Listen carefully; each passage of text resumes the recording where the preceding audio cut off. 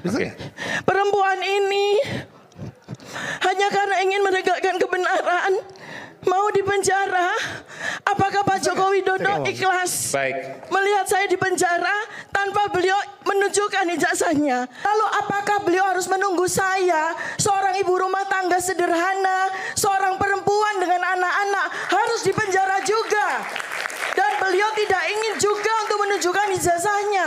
Apakah saya dengan Ibu Kurnia, ya, yang kondisi kesehatan beliau tidak dalam keadaan yang sangat sehat, ya, yang selama ini selalu berbakti sebagai pengacara yang tidak dibayar, beliau harus dipenjarakan juga seperti saya. Rakyat Indonesia supaya tahu, Dokter Tifa, Ibu Kurnia tidak takut dipenjara.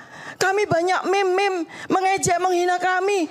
Saya menunggu Dokter Tifa pakai baju Shopee, pakai baju orange, nggak masalah. Kalau seandainya kami bersalah, tidak masalah kalau seandainya kami bersalah. Tetapi yang menyatakan bahwa saya salah atau benar itu cuma selembar ijazah asli saja. Seandainya memang betul ada ijazah asli, dengan senang hati saya pakai baju orange. Dengan senang hati saya masuk lapas, nggak ada masalah. Kalau saya dianggap memfitnah, ibu rumah tangga ini dianggap memfitnah mantan presidennya, perempuan ini dengan anak-anak ini dianggap memfitnah dan mencemarkan nama baik karena beliau ternyata Joko Widodo punya ijazah asli, gak ada masalah. Saya ikhlas, saya ridho. Saya ikhlas, saya ridho pakai baju orange. Saya ikhlas, saya ridho masuk lapas Pondok Bambu, nggak ada masalah buat saya. Karena yang penting bagi saya adalah kita semua membutuhkan kebenaran. Kita semua membutuhkan kejujuran. Karena anak saya, anak-anak Anda semua rakyat Indonesia butuh diberikan pendidikan kejujuran, butuh diberikan pendidikan kebenaran. Ini mahasiswa-mahasiswa ini membutuhkan kebenaran, membutuhkan kejujuran. Adik-adik kesini kan sangat pengen kan ya, sangat ingin kan ya, melihat ijazah asli Presiden Jokowi, sangat ingin kan. Kenapa Presiden Jokowi, kenapa? Kalau Anda melihat saya, kenapa? Apakah Anda pengen saya di penjara? Gak ada masalah Pak, gak ada masalah. Seandainya memang Anda punya ijazah asli, dan karena itu saya mesti dihukum, gak ada masalah. Tetapi tolong Pak Jokowi, tunjukkan ijazah asli Anda. Tunjukkan, demi Allah, tunjukkan Pak. Oh ya.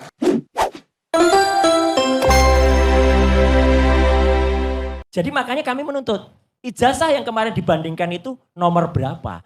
Ijazah itu clear tidak? Sekaligus Pak Karni di kesempatan ini saya jawab tadi pertanyaan Prof. Firman ya gitu. Harusnya UGM kan yang menjawab.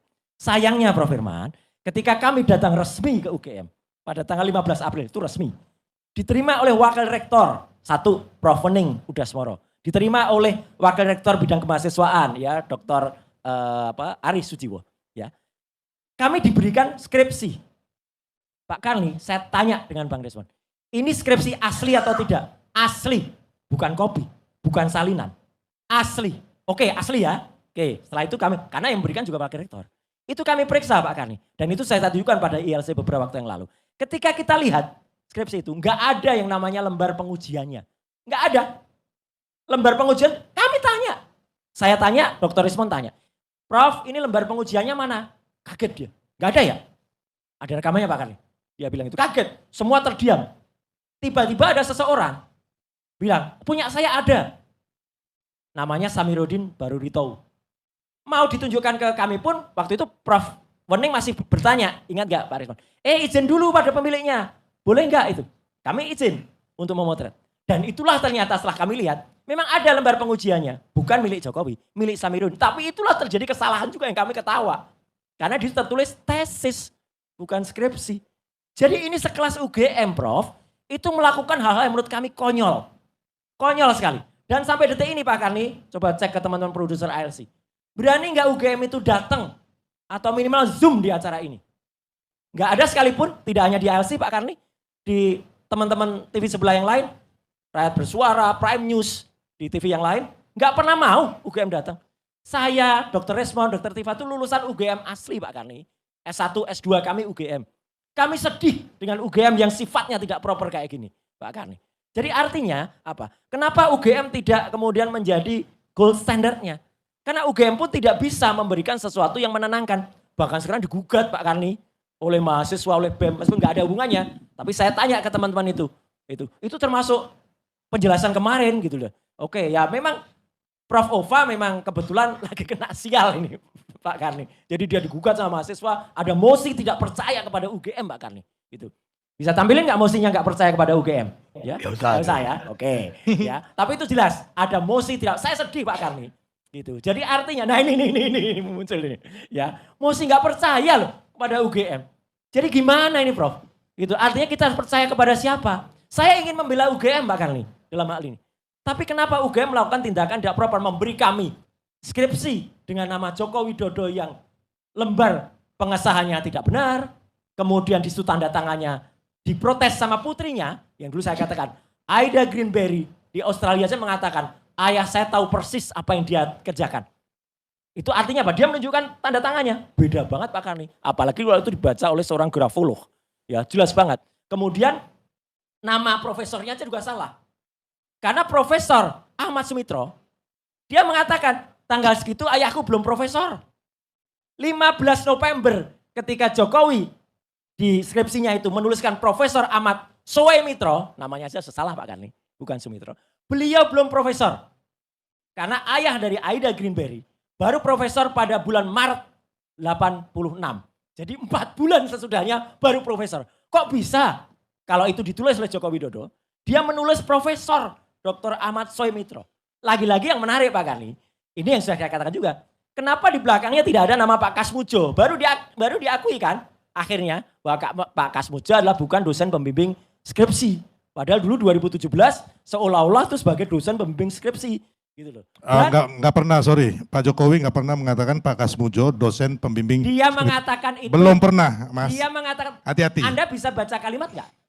Enggak ada. Jadi Pak Jokowi mengatakan berkat Pak Kasmujo saya bisa menyelesaikan skripsi saya. Iya, jadi gini loh. Bolak-balik. Mas pernah skripsi enggak sih?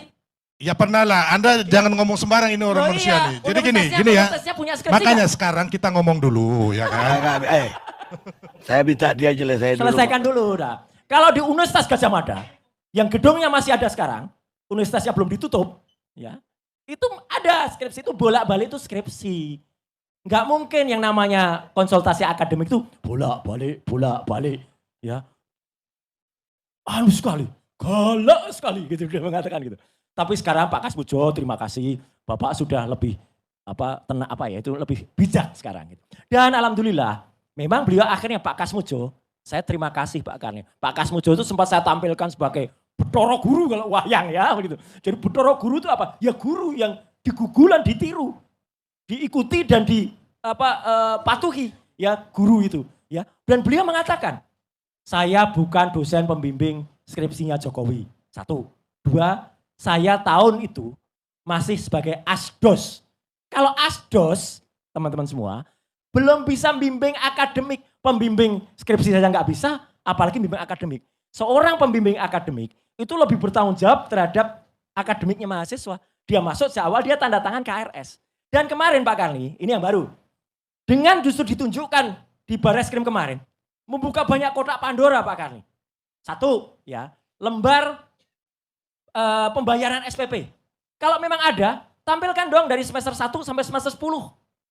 Enggak ada Pak Karni, hanya sampai semester 4 yang ada.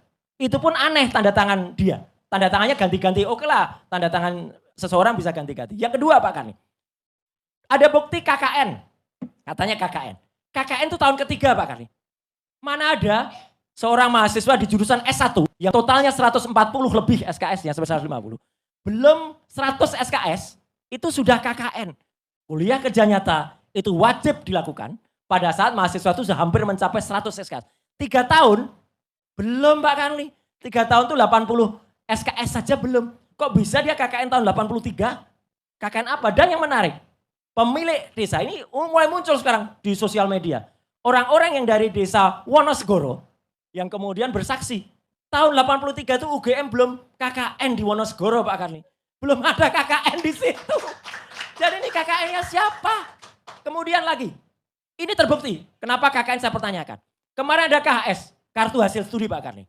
Itu sebenarnya Barreskrim agak melanggar sedikit undang-undang keterbukaan informasi publik. Kalau KHS harusnya nggak usah ditampilkan. Tapi KHS malah ditampilkan. Yang menarik, ada nilai-nilai. Pak Karni, nilai A-nya dia itu cuma 4. Nilai B-nya ada sekitar 7 atau 8. Nilai C-nya 19. Nilai D-nya ada sekitar 7 atau berapa. Tidak ada nilai KKN. Tidak ada. Jadi mungkin belum KKN. Makanya saya tidak menyalahkan lawyer. Ya, tugas Anda memang membela Pak Jokowi. Tapi saya menyayangkan kenapa Universitas Gadjah Mada berani melakukan hal-hal yang menurut saya sangat tidak proper ini. Dan kalau skripsinya kayak gitu, lembar pengesahannya tidak ada. Bukti dari Barreskrim kayak kemarin, cuman fotokopi aja terlibat ini. Ada kopi di tengah-tengahnya. Ya kan itu, ada tetesan kopi. Mungkin menunjukkan kalau itu fotokopi. Jadi fotonya kopi itu yang ada di situ. Ya. Kenapa tidak yang asli? Ini tidak mungkin seorang ini bisa lulus. Mungkin ijazahnya quote and quote asli menurut UGM. Tapi tidak melalui proses akademik yang benar. Dan itu harus diselidiki. Itu Pak Kane. Terima kasih. Baik. Halo teman-teman, berjumpa bersama saya di Politik Dangi ya. Kalau kita melihat bagaimana Dr. Tifa dengan suara gemetar ya, beliau mengungkapkan perasaannya tentang ijazah palsu Pak Jokowi ya. Apalagi ia saat ini dilaporkan bersama teman-teman yang lain ya, terkait dugaan ijazah palsu Pak Jokowi teman-teman ya. Dan ini membuat kita itu pasti berpikir bahwa jika ujungnya nanti Dr. Tifa dan kawan-kawan akan dipenjara ya, dan apa jadinya ya kan, karena sebagian besar masyarakat percaya bahwa jasa Pak Jokowi palsu. Bagaimana menurut kalian?